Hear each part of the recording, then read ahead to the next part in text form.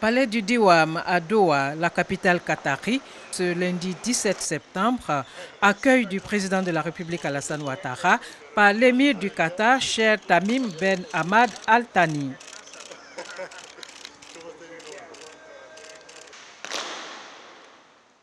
Cérémonial d'accueil avec l'exécution des hymnes nationaux.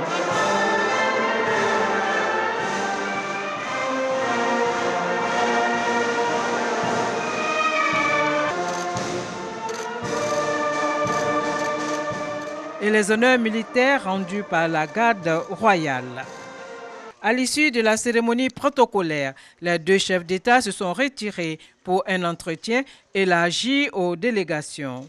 La Côte d'Ivoire et le Qatar entament ainsi, à travers cette deuxième visite du président Alassane Ouattara, qui intervient après celle de l'émir du Qatar en décembre 2017, une nouvelle étape du processus de renforcement de leurs liens d'amitié et de coopération. Cette volonté des deux pays de développer les relations diplomatiques, économiques et commerciales s'est matérialisée par la signature de 6 accords de coopération. Il s'agit notamment de l'accord portant création d'une grande commission mixte de coopération et des accords dans les domaines de l'enseignement supérieur et de la recherche scientifique, des transports maritimes, du tourisme et des activités touristiques et commerciales, la protection réciproque des investissements, ainsi que la réglementation de l'emploi de la main-d'œuvre ivoirienne dans l'État du Qatar. Le chef de l'État a aussi mis à profit son séjour pour renforcer les actions déjà initiées auprès des milieux d'affaires qataris en vue de développer le volume des échanges avec ce pays et attirer plus d'investissements.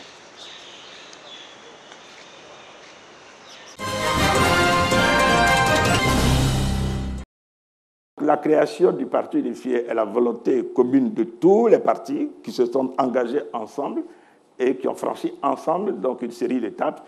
Et je considère que nous devons continuer et aller au bout. Alors, qu'on ait des écueils en cours de route, ça peut se comprendre, mais ça ne doit pas nous détourner les uns et les autres de l'objectif que nous nous sommes fixés depuis le début. L'avantage donc que j'y vois, c'est la réaffirmation, je dirais, de la volonté commune de vraiment être ensemble, de gouverner ensemble et d'établir un socle, une base, qui pour moi est une base qui sera donc essentielle pour la stabilité donc, de notre pays à moyen et long terme. Le quatrième pont, nous avons besoin de déguerpir une partie donc, de la population, ce n'est pas forcément de gaieté de cœur, mais donc, ces personnes seront indemnisées.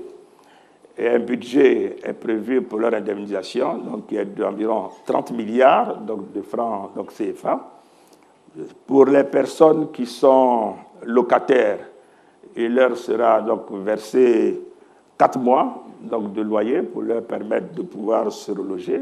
Et pour les personnes qui sont propriétaires et qui ne résident pas, donc une évaluation donc, sera faite de leur bâti, donc, y compris donc, des terrains, et cela donc payé également. Donc ces évaluations sont en cours, un recensement a été fait, des listes ont été affichées, les populations sont actuellement en train de vérifier qu'elles sont bien donc, sur ces listes. S'il y a ceux qui sont absents, ils auront fait des réclamations, et sur la base de la liste consolidée, les paiements donc, seront effectués. Les ressources existent, elles sont donc au budget, donc je considère que le processus est en cours. Vous devez savoir que le 18 juillet d'avant, je l'ai dit, le Conseil des ministres avait déjà fixé la date donc, des élections municipales au 13 octobre et que les candidatures devaient être reçues 45 jours avant, conformément au code électoral, c'est-à-dire donc, à partir de la mi-août. Et que donc clairement, ce n'était pas entre le 18 juillet et la mi-août que des discussions avec donc, la classe politique allaient permettre de régler, je dirais, la question de la composition de la CEI. Donc ça a été toujours clair pour le chef de l'État que c'était pour les élections présidentielles. Les commissions locales, au niveau sous-préfectoral, au niveau régional, qui sont celles qui vont proclamer les résultats au plan local des élections municipales et régionales qui viennent. La CEI centrale à Abidjan ne fera que recueillir les résultats, mais les proclamations seront faites donc localement.